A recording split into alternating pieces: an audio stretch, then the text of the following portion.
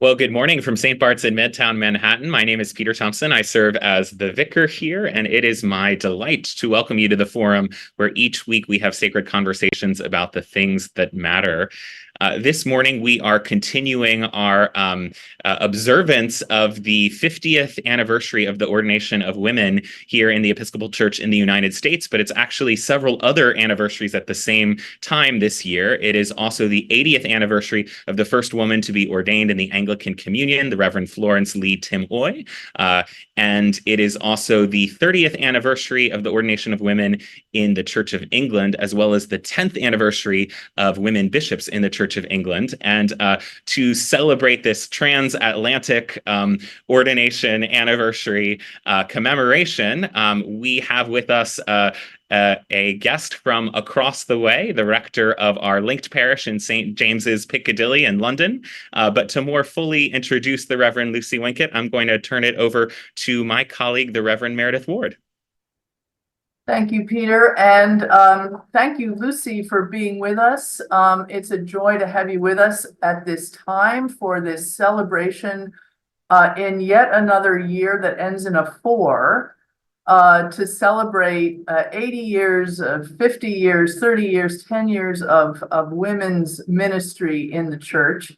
We're delighted to have you with us to celebrate, and I would just like to say that one of the reasons we're thrilled to have Lucy with us is, of course, because of the partnership we're developing between St. Bart's and St. James's. We've had some clergy exchanges, we've had some joint programming, and this is just another link in our transatlantic connection, but also because Lucy was one of the first generation of women ordained in the Church of England almost 30 years ago, I think. And so, Lucy, welcome. We're delighted to have you with us. Thank you. Thank you very much for asking me. I'm absolutely delighted to be with you. So I wondered if we could just begin by, if you would tell us a little bit about yourself. Some of us know you, some of us don't. Most of us, I would say, don't.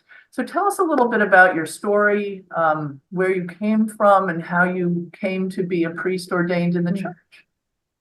Yeah, thank you. So I was born near Stonehenge. I don't know if you know Stonehenge, you know, the prehistoric collection of stones, which is in Wiltshire, in the southwest of England. So I was born near there and grew up not far away in a county called Buckinghamshire, which is again west of London. And really, I did go to church as a child. Actually, my mum used to take me and my brother. I think we were into the choir basically. So we were singing.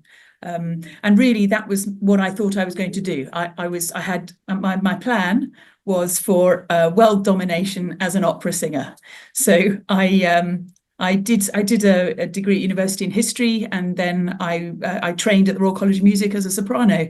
So I was really heading off to be a musician, and music is so important to me and has been so important, I guess, historically in the expression of my faith. And so this is back in the sort of 80s and 90s, and in the 80s particularly, and growing up in the 70s and 80s, sorry, I'd never seen a woman in a dog collar. I mean, and the church that I was going to growing up, although I didn't, when I decided to be a priest, I wasn't going to church at all. That's a whole other story. But as a child anyway, it was quite formal, I guess. I mean, it was smells and bells, as we say. I don't know if you have that expression as well. So I wanted to be a server in the sanctuary. And there was a lovely old guy who ran the servers, and he was horrified that this girl had asked to be a server. And he said he didn't have serviettes in his church. So that was my first interaction with wanting to put the robes on and do stuff. But my brother was a server. So I just sort of got on with it. So the sort of switch to ordination was, for me, really shocking, actually. I mean, I was surprised at myself, and it was before women could be priests. I'd never seen a woman priest, certainly not a woman priest, and I don't think I'd ever seen a woman in a dog collar, actually. I was in my mid-20s, wasn't really going to church much at the time. I'd had a sort of a a serious bereavement in my life, and I was feeling very lost and very, very sad. Didn't really know what was going on. Certainly didn't want anything to do with God, who had visited this calamity on me, as far as I was concerned. So I wasn't really into it. But I was staying with my mum and dad, and I went to Evensong at the parish church, which was a building that was very familiar to me, not with any expectation of anything at all. And this is why I'm quite keen on services with no one there, when it looks like no one's there and nothing's happening, and it's all really, if I'm honest, it was really boring. And it was in the middle of that very sort of tedious, dare I say, sermon and service, that I sort of became suddenly very excited, quietly, sort of energized. And the vicar at the time was a lovely guy, who was opposed to the ordination of women, as I later discovered. It was in the middle of his sermon. So I mean, that was pretty bad for him as well. This had happened in the middle of that. But I became I sort of thought, oh my word, that is what's going to happen to me. I was totally convinced, very quietly. It was as if I'd walked into a room and the door shut behind me. So it wasn't big stuff. I just thought, my goodness, that's what's going to happen. And then I thought, okay, I think that might be quite hard. But I didn't really. And that sort of click, that's never left me, I have to be honest. There's lots to say about battles. I've got lots of war wounds I can show you, but actually that sort of course, that's never gone away. That's an extraordinary story, coming as it does out of the blue. It's seemingly out of the blue, and that sense of, well, of course, even in the midst of an environment where you weren't even allowed to be a serviette, Exactly. Which is not unlike my own story, I will say, but I mean, there's a weird thing that I don't. Yeah, no, go ahead. There is a weird thing there, which I haven't really reflected a lot on, but I know that there is a real expectation now, which is very good, which is you can't be it unless you can see it. But sometimes actually you can. Sometimes if you haven't ever seen it, you can sort of imagine it.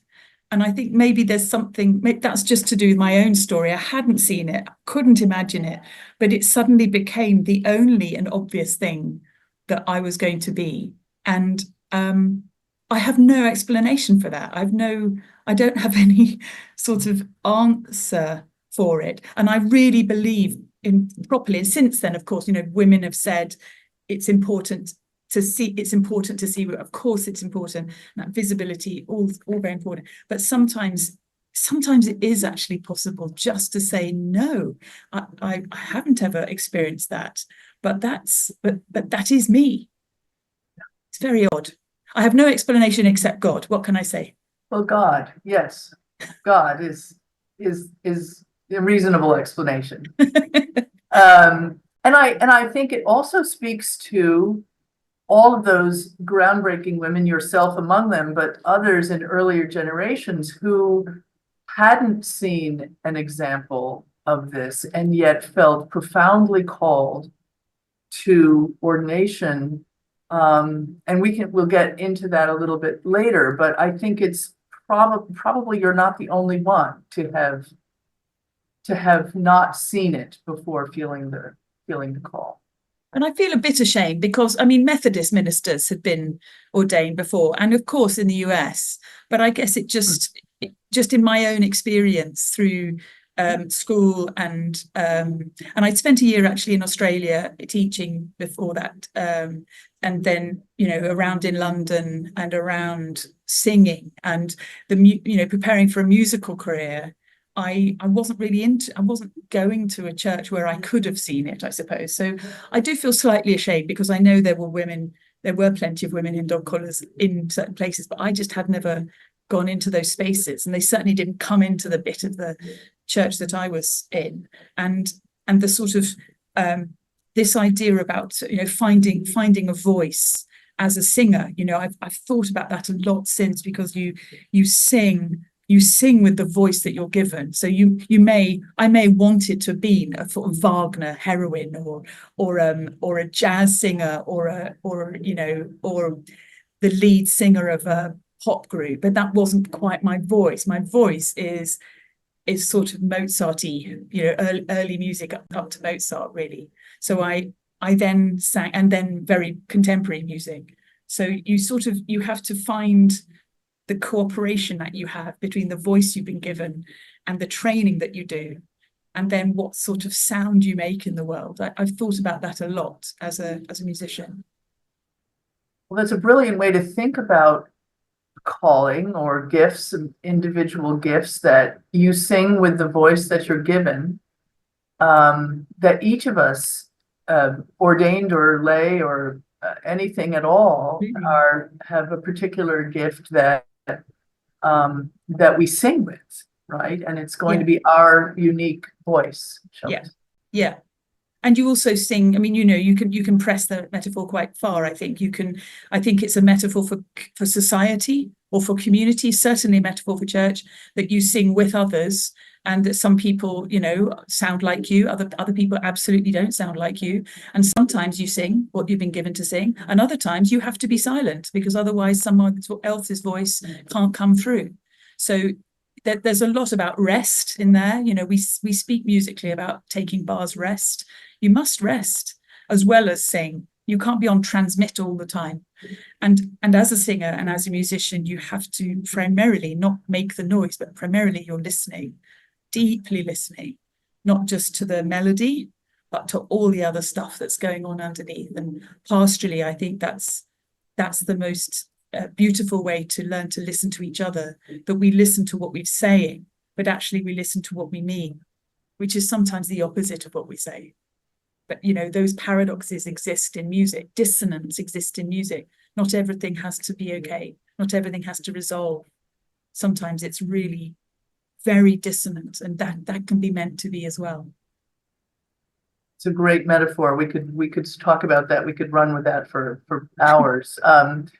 I wonder, though, how long was it then after that experience at Evensong, before ordination of women was allowed, and then you were ultimately ordained? How long did that take, and what was that process like? Yeah, I mean, whenever women of my generation or older get together, there's some great stories. I mean, what were they thinking? It was just some great. I mean, I'm laughing about it, but it was very painful at the time. But you have to find a way through these things. So of course, I went to see my lovely vicar, who was lovely, but he was just absolutely, I suppose, a mixture of shocked and horrified and gobsmacked, and sort of like, okay, maybe okay. So there was a very big reaction from him, and he said, I can't deal with this. So he sent me off to somebody else, a woman who was a deacon. And so she sort of talked with me a bit about stuff. And then I went through the selection process to be a deacon. So women could be deacons. They had been able to be deacons since 1987. And again, I wasn't really aware of the difference. I hadn't really got my head around all of that. But so I went through the process and was selected and trained to be a deacon. And while I was at Theological College, and I trained in a place called Birmingham, at a college called Queen's College in Birmingham, which is in the Midlands, in the middle of England, so about 2 hours north of London, in a very urban environment. And it was during the training that the vote went through. But then, obviously, General Synod, it takes a long time for all of that to work its way through the system. So at the selection conference, I do remember being at the selection conference. There were sort of 18 of us in away for 2 nights in a theological college somewhere, being selected for training or not. And 8 out of 18, there were 2 women.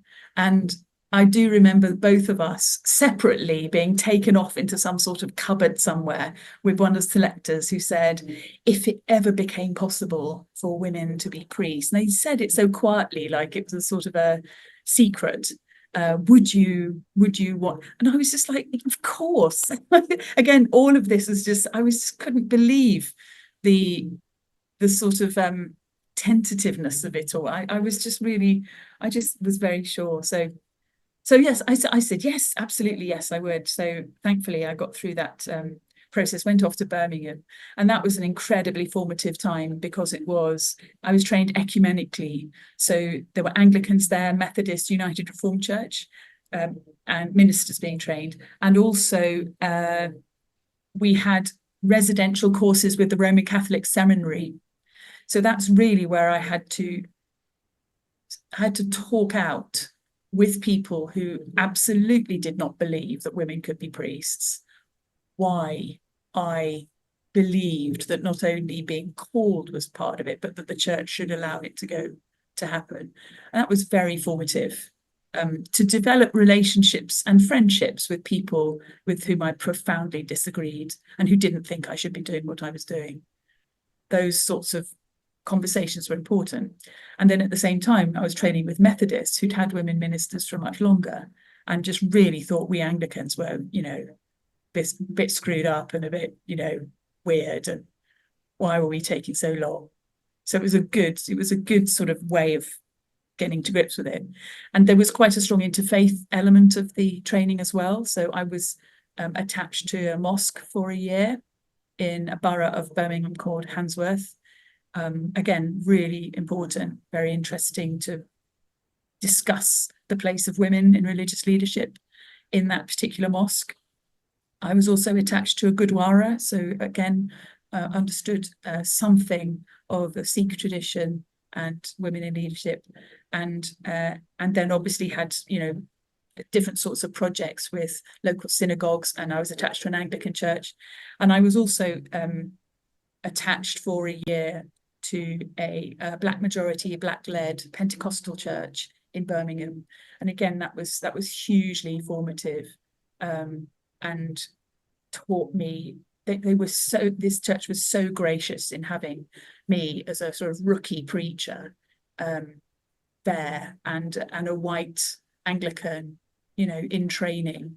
They were fantastically welcoming, and that was a very formative experience too.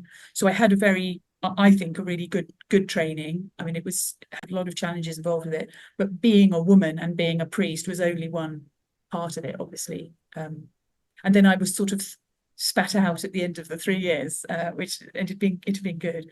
And then I went off to my curacy, and then had to be reselected for priesthood because they'd sort of said all the women who'd been selected for deacons hadn't been tested in terms of priesthood. So we had to sort of go through another selection, not a very big one, but another selection process.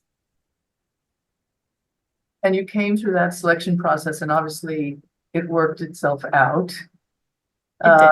Yes. And you obviously had a first placement as a curate, as a priest, but then you got a very big job at St. Paul's Cathedral as the first woman, as part of the dean and chapter in St. Paul's 1400-year history. I mean, that's yes. Go ahead and correct me or tell me. No, you're quite right. I mean, the first role I had there was what was called a minor canon, which some people described, given what happened next, as a small weapon of mass destruction. But I was a minor canon there, and then I was a canon on the part of the dean and chapter. And I couldn't have known really. I don't think the cathedral really understood what reaction there would be to this. It wasn't against me personally, but of course it felt very personal. But it was, it was very hard. So that was only 4 years after women had been accepted as priests, only 4 years after the first ordinations. And St. Paul sort of made this step forward. I would want to say forward, but many people said it wasn't at all. And gosh, I'm so thankful it was before social media. I don't know if I'd have survived. I barely survived as it was, if I'm honest. But I don't think I'd have survived if there'd been social media around. But also maybe there would have been a bit more sort of savviness or intentional support as well. it was just such a shock to everyone that it just seemed like the world fell in. Press and television and controversy and resignations and court cases. So it was hard. Yeah, it was hard. I know there was a lot of public antagonism toward you. Were you supported among your colleagues at St. Paul's, or how? I mean, did you feel alone in this? I would probably say both of those things. I think that the dean at the time has just died, actually, a really fantastic guy called John Moses, and he was the dean who sort of wondered if I might apply, and then, you know, when we got to it, I got the post, and he was sort of, I think he was very surprised, as everybody was, how strong the reaction was, and he was as supportive as he possibly could be.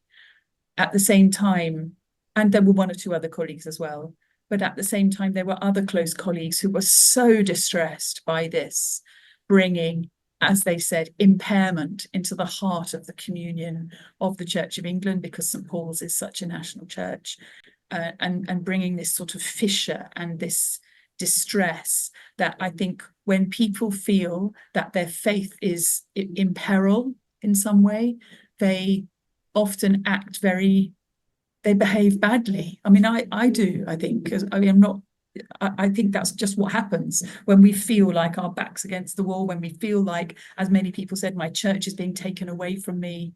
I remember a man on the steps of St. Paul's on Easter Day. I think I'd celebrated the Eucharist that morning, because they were always sung Eucharist, so the singing priests, as it were, we celebrated a lot. So that, you know, there'd been 2,500 people in the cathedral. I'd taken the service, and this man sort of on the steps afterwards, I always had to have security, you know, it was really hard. There was this guy just came, and he sort of advanced on me, and he sort of grabbed me, didn't want to hurt me, I don't think, but he grabbed me, and he was distraught, he was crying, and he just said, "You have taken my church away from me. This is Easter Day and I can't take communion." And you, so there was a lot of heat, a lot of expressed distress, but some of that, of course, turned into some pretty nasty hate mail, and, you know, people were arrested during, I mean, it sounds funny, odd to say it now, but, you know, people were arrested during Evensong because of what they'd written to me, and it was a stalking problem more than once, and it just, I think I was quite young as well. I was sort of 28, 29 when I was appointed, so there was this sort of image of I used to do this thought experiment where I would, in the choir of St. Paul's, I would reverse everyone's gender. So all of the dean and chapter were women, and all of the choristers were girls, and all of the tenors and basses were women, and the altos, and the whole congregation, everyone. And there was one young man sitting at the back of the stalls, in my stall, and I would think to myself, gosh, that must, you know, that would be hard for him, or it would be odd for him. And by reversing it somehow, I could access some compassion, I suppose, for myself. At the time, I think I was probably quite traumatized. I mean, I did a lot of amazing things in that with others. I was very privileged to be there, but those first, I would say, maybe 3 or 4 years, that was pretty hard, and made me very wary of publicity, actually, and press, and I just couldn't go. I felt so exposed. I felt so, my picture was everywhere, and there were lots of people commenting on what I was like and what I was doing, and every sermon was, you know, anyway. You sort of get a bit, just thinking about it now, it was extremely hard. And I think that the church learned from those sorts of experiences, so that later on, we may come on to this. I was a co-founder of a program for women in the Church of England called Leading Women. And one of the things we wanted to do in that program was to make sure that women priests, there were lots of them ready to be bishops as soon as soon as the General Synod passed its vote, that it wasn't just there wasn't just one person, because one is not change. You need a critical mass, and you can have people who sort of wedge it open or make a step, but you can't leave that one person in there for too long. And I think structurally, because the Church of England was so conflicted about whether this had been a good thing or not, and because there was so much anxiety about making sure that all those who were opposed were accommodated, and that things remained courteous. Courteous was a very big word at the time, that I think in retrospect, we wouldn't want to do that again to a person to make the change. By the time I left, of course, there were 3 women at the altar regularly at St Paul's, and many more. It changed immeasurably, and now there's a woman bishop of London, which is, that was unimaginable at the time. Right. Who has actually visited us here at St. Bart's when she was terrific. 2 years ago, I think. So was that a learning of the church at large, or to have a critical mass of women prepared to step into roles and ultimately to the episcopacy? Was that something that women figured out, or was that a learning of the church more broadly? And then talk about the process ultimately for the 20 years intervening when ultimately women were allowed to be bishops. Yeah, I mean, I think, the vote, they always say it was in November 1992 that the General Synod voted for women to be able to be priests, and people often talk about it as close, and in a way it was close because it was close to the 2/3 majority, but 2/3 is not close. So the synod sort of took the step, but I think the structures of the Church of England weren't really prepared for that to have happened at that time. I think that the expectation was that it probably wouldn't go through, and that it would be another 5 years, which was the sort of rhythm of votes at that time. So I sort of feel there was a bit of surprise, but I think I can't really overemphasize the ambivalence that there was in the culture of the Church of England. So it wasn't that the church at large sort of said, oh, great, okay, we've taken this step forward and now we're going to do this. There was no policy discussion about that. It was much more, okay, the General Synod has done this, and the people who were happy, and the people who were sad were traumatized. And quite quickly after that, discussions of an ordinariate and people to leave and be able to go to the Roman Catholic Church, priests that is. So it was very ambivalent and very mixed. So I was just looking I was at St Paul's when we held a service for the 10th anniversary of the ordination of women. And it was sort of thankful, but couldn't be celebratory. That's 10 years later. And it could be, and there were lots of prayers in it for all the people who felt unable to accept in conscience, etc. So it was sort of, it was joyful, but it was tense. The 20th anniversary service held at St Paul's Cathedral, completely different. All of the women who were ordained in 1994 were invited to robe. There was a huge procession in the cathedral, lots of clapping and joy. And the Archbishop of Canterbury apologized from the pulpit for things that had happened that shouldn't have happened to those women and to other women. And I didn't really know. I didn't think I needed an apology. I wasn't looking for one. But under that dome, I found that incredibly helpful and transformational. And I just cried. I just thought, oh, somebody recognizes that was hard. And it, you know, he said sorry. That's amazing. So I've learned from that too, that sometimes that is important. It's to name it and recognize it, and then there's some sort of you can move on. And then the 30th anniversary this year, there is going to be another service in St. Paul's, which is moving on again. I mean, again, the 1994 cohort, of which I'm not part, will robe. It'll be a Eucharist service, and the celebrant will be the first woman Bishop of London. So you can see it through the liturgy, you know, the 10th, the 20th, and the 30th, which is really fantastic. I do have to say, however, though, that, you know, most of the places I will go now, everyone knows where they are in this sort of argument. So most of the places I will go, people will be fine with a woman priest.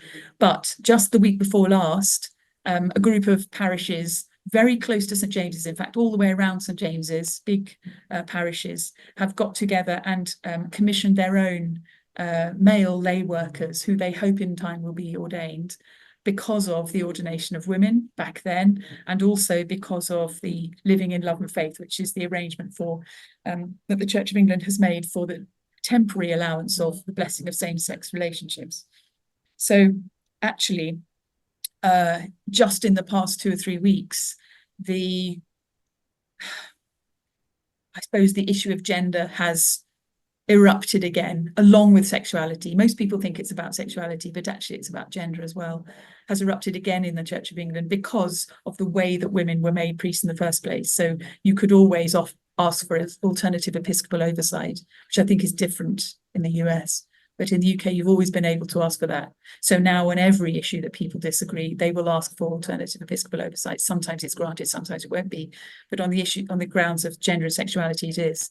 So these parishes have got together and said, actually, we're now, and they've very publicly withdrawn all their funds from the diocese and are funding themselves and are starting their own province within the Church of England. So, you know, it's so important to remain positive and joyful about the ministry that it's our privilege to serve in. At the same time, is not over. It's never over. No, and it's not over here either. There are certain parishes with particular episcopal oversight regarding issues of sexuality. Right. Yeah. Women in ministry have been around a bit longer here than there, but it's not. I mean, it's still an issue, and certainly in some individual parishes, women are not serving at the altar in any capacity. So it hasn't gone away. I want to allow time for questions from the audience. So Peter, would you like to give those instructions and then? Sure. If you are joining us online, you can type your question into the live chat on YouTube or the comments on Facebook. You can also email me at pthompson@stbarts.org. If you're here at St. Bart's, Suzanne Vorster is collecting questions. She has question cards. Just raise your hand and she will bring one around to you, and those questions will get up to me. So while we're waiting for those questions to come in, I mean, you've spoken to this already a bit about what you think is behind the opposition to women's ordination, which I think is very understandable. Sure. But it's carrying on for quite a while. And I wonder what is there anything else you think is behind it? And it's hard to speak for other people, I realize. And then what would you describe from your own perspective as the hurdles that have been placed in women's leadership, not just in the church hierarchy itself, but just more broadly among the congregations? I mean, the truth is there's like, what is there, 2.2 billion Christians in the world, something like that, in many denominations. Nearly all of those Christians will not see a woman celebrate communion because those denominations don't permit it. So I don't want to comment on those denominations, but the reality is that across Christianity in the world, this is still a minority pursuit of women, to be able to be priests. So I always want to remember the global context of this and not just get too Western centric about it or UK centric. And I think, that the objections are from a more Catholic perspective, that that sacramental ministry in Locus Christi is not permitted to women. Partly because of the character of Jesus of Nazareth, but I think also, that sort of the theology of the Father and the Son, together with 12 male disciples, it just really makes it very obvious that women simply don't belong in that central position. And I sometimes talk about women moving from the side to the center, because sometimes even people who are very uncomfortable with women priests can handle, certainly, women reading scripture or leading intercessions or being deacons, lay deacons, or even sometimes ordained deacons, but in that assistant role. But it's moving into that center role or the leadership role. That's where it's so uncomfortable for people. So from a Catholic perspective, it's that in the place of Jesus at the Last Supper. That's the imaginative leap that just feels impossible. And then obviously from an evangelical perspective, it's the principle of headship. And that's where the parishes that I was just mentioning recently, the week before last, that's where they're coming from. So they would be very clear that from Genesis onwards, there is a particular configuration to a household that is, mirrored in God's will, where there is male headship. So that, and therefore then women shouldn't preach or interpret scripture or shouldn't lead in those ways. So from those two perspectives, I think, there's lots of room there. There's lots of reasons there why women shouldn't lead in this way. And I think it is persistent. And I think in the Church of England at the moment, there's a lot of discussion about whether the provisions made for people should not have had what we would call a sunset clause on them, that that people still being recruited who don't accept the ordination of women, answer yes, should that have not had a sunset clause on it, so that everybody currently in ministry, of course nobody is going to have their ministry taken away from that, that'd be cruel, but that as people move on, no one is recruited. I think that's where this particular issue right now is so tricky, because young men are being recruited and into this tradition and are being given a place in a new province, whose sole characteristic, they would say it's wider than this, but actually the reason it's happening is because of gender and sexuality. So I feel that it's really important to keep making the argument and to keep being, as churches, a gigantic invitation to do things differently. And it's not about complaining about everyone else or opposing everyone else or being cross with the church. It's about being church authentically and faithfully in this gigantic invitation to live differently. And that, I think, is that I was talking this morning about risk. We talk a lot about risk. What are the risks we're taking in the church? One of the risks we take as a church, I think, is that we risk forming communities, sometimes large communities of homogenous people who have these principles that I think are not faithful to scripture and to the tradition of Christ. I don't. Doesn't mean to say I don't love those people, but they are wrong. And it's important just to say, you're wrong. I've always taken that view throughout my ministry. I will have a pint down the pub with you, but you're still wrong as far as I'm concerned. that risk that we take is that we are going backwards, I would want to say, with a view to building a church that's bigger or more powerful or more successful or got more money. And I'm not really interested in that sort of church. I love being part of a broken-hearted, diverse, mixed. We've got some numbers, don't get me wrong. We're not just our 2 or 3, but it's a different character. I would rather the church's character was faithful than the institution was successful. And that's precisely what you're doing at St. James's. It sounds. We're trying. Yeah. Yeah, we're constantly trying. Yeah. Yeah. Well, Peter, do we have questions from the folks in the room or online? Lucy, Meredith already referred to the fact that we still have a ways to go here in the US as well. And one of the disparities gender-wise is often women are more likely to be associates and assistants and less likely to be rectors. And the bigger, more quote unquote significant the parish is, the greater the gender disparity. I'm fairly certain the same is true in the UK as well. And when you became rector of St. James's, I think 14 years ago, you were taking on the role of this big, significant parish. Obviously, you were the first woman to do so.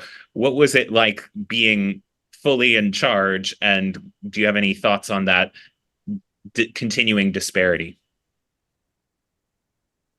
Yeah, I mean, some of my colleagues, female colleagues who are deans of women's ministry, are working very hard on policies in the church, like maternity policies, maternity leave, making sure that the flexibility is there for women and men who have children. I think that's one of the issues that the church really hadn't got to grips with, but is getting more to grips with now to make. We're still in a sort of, we have quasi-monastic expectations sometimes in terms of workload or when you are there for rectors and for priests. So, for example, I mean, I did this at St. Paul's. I had a male colleague who had a young baby, and we were talking a lot about the fact that morning prayer and evening prayer were at really, significant moments in the day. And so we have to do these things together. It's not about just saying it's about women or men, but together we put together a rota for leading morning and evening prayer that meant that he was there able to be at bedtime and sometimes in the morning without any of us feeling that was some sort of dereliction of duty. So sometimes those patterns are set up, have been set up historically and are being perpetuated for all good reasons, but we can do those differently. We can share it out. We can have different ways of praying, different times of the day of praying. And I think that certainly the administrative load, I'm sure you guys have the same, but the sort of full-on nature of parish ministry with the administrative load and the leadership load, it's something to take on. Many women could easily do this, but also with choices, other choices that they might want to make, and with the inflexibility of the institution, that makes it difficult.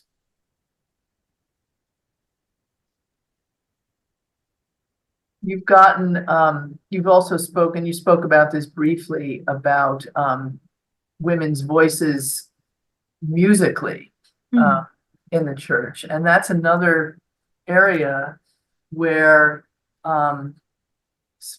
in some chorister programs, they're men and boys, and to introduce women and girls' voices into the music of the church as well. Yeah. And you've spoken about why is that also important?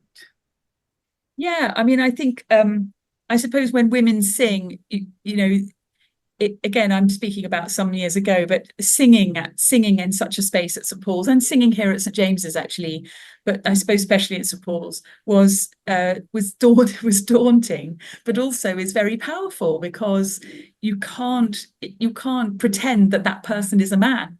So you can other times, you can sort of try and gloss over it or move past it, but when that person is singing, they're very definitely female. So it feels confrontational to people, women as well as men. So I think for some women who were opposed to the ordination of women, and some women who still are, I used to try and talk about the fact that if, as a woman, if God is always male and God is always father and then you're used to God being a little bit distant from you, and that's quite comfortable, that God's over there.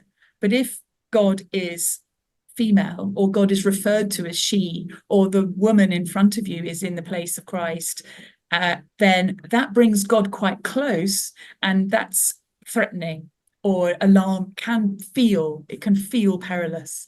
So it's not just about sort of justice. I think these are very emotional and intuitive reactions. So I was celebrating Eucharist at St Paul's one time, and a guy stood staring for a really long time. And because he was staring, one of the vergers went up to him and said, can I help you, sir? And he just said, and I love this sentence, he just said, "Why is that priest singing in a woman's voice?" And I love that, because it was simply impossible for him to put those things together. And so the imaginative leap is so great that it looks and feels impossible, and brings God very close suddenly. So at St James's, we sing.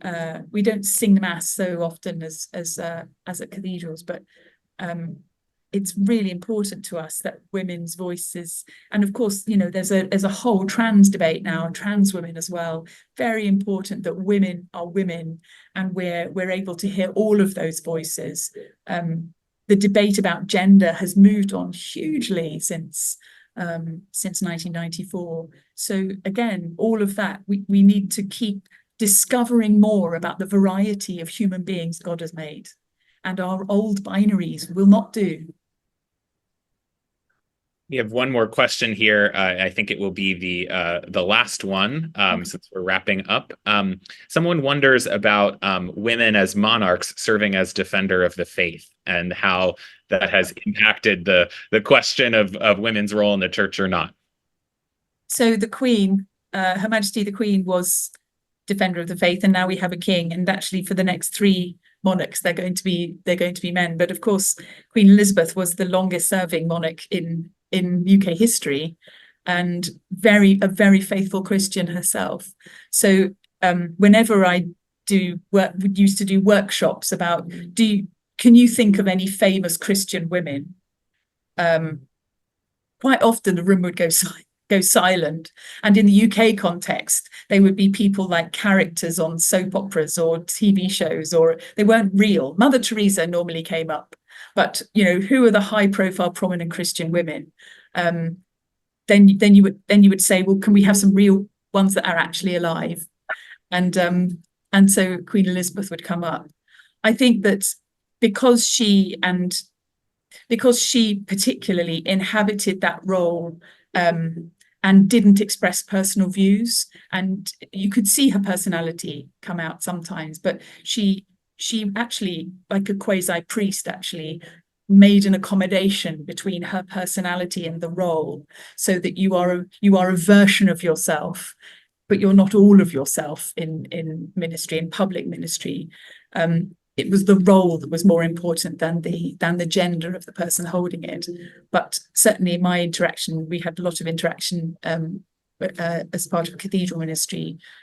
I would guess that she'd been brought up without women priests, but I think she was fine about it.